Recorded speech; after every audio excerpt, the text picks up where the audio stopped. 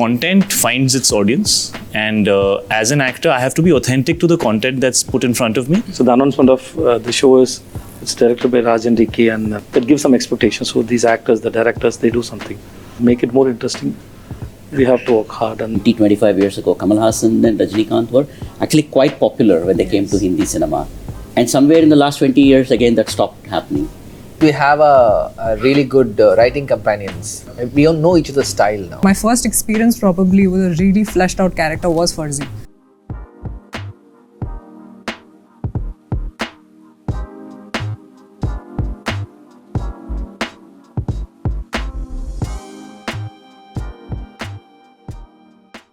Hi everyone. Congrats on completing the project, Farzi. Thank you. Special congrats to Raj and DK. You've completed 20 years in cinema, right? 20 हो गया? 20 years, sir. Yeah. Hey, मेरे को भी 20 होने वाला है. 12. मेरे को 20 हो गया. The first film released in 2003, right? That was student film. Right. No, since you came into films, though, I mean, No, it's still a milestone. Still 2004. 2000. Okay. 2004. Okay. Yeah. But it's still a long journey. So Yes. how does it feel? Like, how has your writing process changed from then to now? We still fight. We still do the same thing as how we started.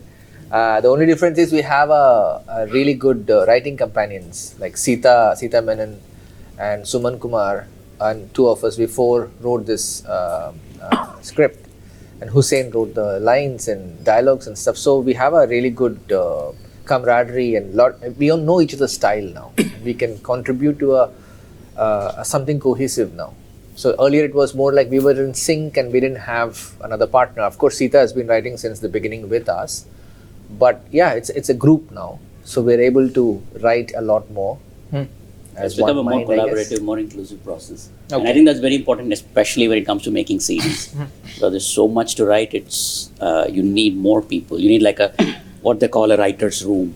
There's the four of us who are the lead writers on this, and then there are some assistants and people who are a part of the room as well. For both of you, Shahid and Vijay, both of you are getting into a series for the first time. How is that different? Because the audience for a commercial film might not be the same audience who watch like an OTT series. So does that impact your performance in any way? And plus the length is also longer in a series. So how does that work? How was it different for you? I don't find any difference. So Okay. it's just end of the day, we are telling a story, and to make audience watch it, we have to make it more interesting. Then what all we can add, like masalas, pepper, salt, so Right. everything we can add. So we try to add. Right. So because so the announcement of the show is it's directed by Rajan DK, and then Shahid is there, and I'm here, and then Raashi is there. So that gives some expectations. So these actors, the directors, they do something. So at least we have to fulfill that. So to make it more interesting, we have to work hard, and then to find out something in the scene or in a shot. But that's for even it's for a short film also same. Okay. So every scene is a film. Okay. So Right. every scene has a head, body, tail. So it is like that only. So Okay. So the approach and the process is the same. same. Okay. Is it the same for you as well, Shahid? See, the performance comes from the material. The material is written for a certain format. So when, along with Sita and Suman, when Raj and DK develop something, they develop it knowing how long they want to stretch it, how much time they have for it. And it is that choice that they make that creates the material for us as artists to kind of feed on and create something, right? So I think what Sir is also saying is that for us, there is no difference as such, because every shot, every scene, every character will be new for us.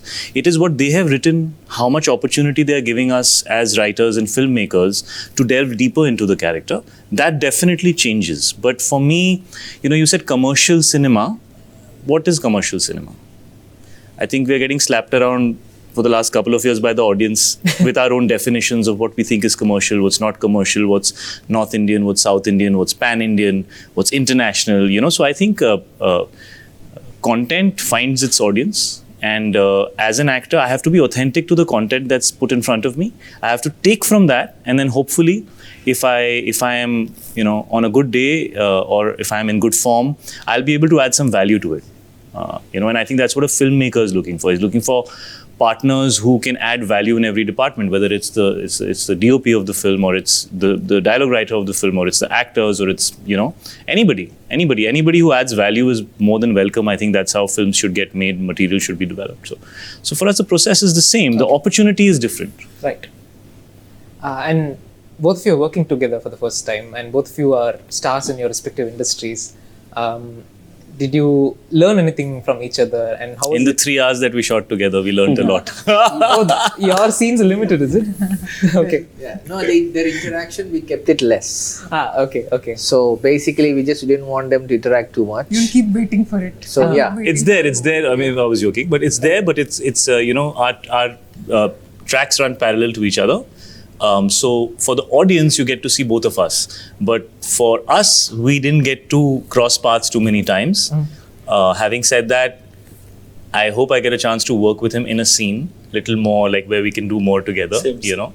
And I have loved him as an actor for many years now. And, you know, I come from a background where for me, acting came before stardom. That's how I grew up. And I can see for him, he's very pure in his approach. You know, wherever he is going, stardom is coming, but I think his heart is in the acting. You know, I feel that about you as an actor, you know, so I connect with that a lot because I can see that he's making an effort to choose different things and do different things, you know, and that comes from the hunger of an artist. And I've always really appreciated that about him. Thank you, sir. And so, yeah, Right. it's been a pleasure. Right. And in mainstream films, we often hear a complaint that female leads don't get enough screen time, screen space, though that's slightly changing now. That's been the case, right? So, whereas in a series, because of the length and you can explore characters more, I'm assuming there's a lot more scope for performance. So, how does that work for you? Yes, definitely what you said is absolutely true. And actually, Farzi was the first show that I signed. It's just releasing later. But there's obviously this sense of excitement because the character is obviously more fleshed out. There are more layers to it, which you don't necessarily get in a film. As you said, it's changing. I am getting those roles also now in films where you can actually shoulder it and where there are layers. But my first experience probably with a really fleshed out character was Farzi. You know, the way it's written. I was really happy with the layering of it, with how real it was and how relatable it was. Because films obviously tend to be a little more glossier in their approach, and this is very, very real. So definitely for me, or even for female actors, this is a very amazing territory to sort of explore and, you know, grow as an actor. And I definitely grew as an actor with Farzi. Right. One of the things that I really liked about Family Man was the casting. Like, even the secondary characters were like really. Chellam sir, for instance, was a viral hit and all that. So, how do you choose which actors should play your roles? Because even the Divya Darshini, for instance, was a really good choice because Yes. the Tamil cop, and then somebody you didn't go for like a star or somebody, but you went for like the apt character. So how do you do the casting thing? The OTT itself, when first we knew we were making a series, the first excitement was the freedom to cast. Usually it was a freedom to express and use a lot of cuss words and stuff. That was the nudity, and the language was the freedom that everybody was excited about. But I think first things we said like, hey, we know a lot of great actors, and so we were like, I think we were pan-Indian then, thinking, oh my God, Vijay sir, oh my God, Samantha, you know, and Divya Darshini, called Didi, you know, all these people, we all know them. We've seen in great movies, you noted them down saying, I need to work with them. And we were waiting for an opportunity. So this just broke boundaries for us. So we were just so glad from the season 1 of Family Man to cast everywhere, like it doesn't matter. So wherever we get actors that we always wanted to work with, first we just call them up or talk to them and say, would you like to do it? So that was the freedom. And of course, the credit also goes to the casting team, the casting director. Mukesh Chabra did the casting on season 1 and season 2. And season 1 actually for us, I mean, if I may say so now, was a little harder for us to cast, for all of us, because now we were casting people in Kashmir, Kashmiri people, and so to speak, the Kashmiri film industry is not like a big industry, so it was very difficult to find good experienced actors. come to season 2, suddenly it opened up. We are like, oh my God, who to cast? There are so many options to cast. It became like that. And yeah, like Raj said, we were looking at the character briefs we would give to the casting team, and they would go like find all these actors, like audition them, like dozens of auditions. They get filtered down, and it comes down to a few for us. So that's how literally, I mean, except say the star casting of Samantha, literally everybody else was cast through the audition process, and we were going for real, natural actors who were fitting the role. And I think it worked out very well in Family Man. Yeah. Right. Yeah, you joked upon it, but then it is actually pan-Indian when you look at the show, because it's very multicultural and people speak different languages in the show. And India is a country that is multicultural, because even within a region, people speak different languages, but we don't see that often in our films. Right. But Family Man, that way, like you had like a lot of characters speaking different languages. We wanted to open the series with a Malayalam scene. So people were looking at language settings, saying, what language is it? Supposed to be a Hindi show. So we deliberately did that in season 2 also. We opened with Tamil scene. So I think it's great. We need to celebrate the diversity that we have, and the richness that we have. It's amazing, the kind of things we can do. That's also one of the liberties that a platform like OTT offers, because you're in for the long haul, you're watching the show, you're getting into the world, you're enjoying it. But yeah, if it were a feature film again, there's always, like, whether we as creators, we might, even if we think so, somewhere somebody also feels a little afraid to experiment beyond a certain point. So this allowed us the opportunity to experiment. We did it. And now that it paid off, it looks like it's a natural thing to do for everybody, right? So, but yeah, if it had not worked out, people said, "Samajh mein nahi aaya," right, then maybe everybody would have thought twice about doing it again. Right. We've seen multi-starrers in specific industries, like say Tamil, for instance, has Rajni Kamal has acted in a film together. Malayalam has Mohanlal Mammootty, wherever. So, but now there is like a cross-pollination kind of thing where across industries people come together to come up with a film. So, do you think it's open like a floodgates to have these cross-country multi-starrers? Will we be seeing that more often? I hope we do. I mean, if I can be very candid, I know that a lot of actors from, from Malayalam, Tamil, Telugu, Kannada have penetrated to the north. I don't know how many have penetrated to those states from our side. So right now it's more like it's one way. So we have to see whether that audience is accepting of actors from this fraternity. But regardless of what's happening, I think it just helps do better work, because the right man for the right job is how things should be made, and that democratic process, I think, will obviously help cinema grow. But I hope it happens both ways. But it is happening now already. Raashi, where are you from? Delhi, sir. Okay, sure. Sir, heroes. Heroes? Hero Abhinay. Not till now, sir. Yeah, but Shahid only. Hopefully, sir. Starts with You Shahid. take, I'll hold your finger, sir. You take me with you. most welcome, sir. No, I mean, I think this is really a question for the actors, and what Shahid said is also correct. I think the kind of linguistic boundaries have started vanishing. And like you said, I don't know if you thought about it or not, but this used to happen like 20, 25 years ago. Kamal Haasan and Rajinikanth were actually quite popular when they came to Hindi cinema. And somewhere in the last 20 years, again, that stopped happening. But now it's happening again. Like so many of the South actors are like known faces in the non-Telugu, non-Tamil belts. And so now everybody knows everybody. Otherwise, yeah, I mean, Hindi was always a little more of a national scene. Like everybody in the South always knew the Hindi actors, but the rest of the country may not have known South actors at that point. But now I think everybody knows everybody. It's just when the right project comes along, I mean, I think you just, like Shahid said, right person for the right job.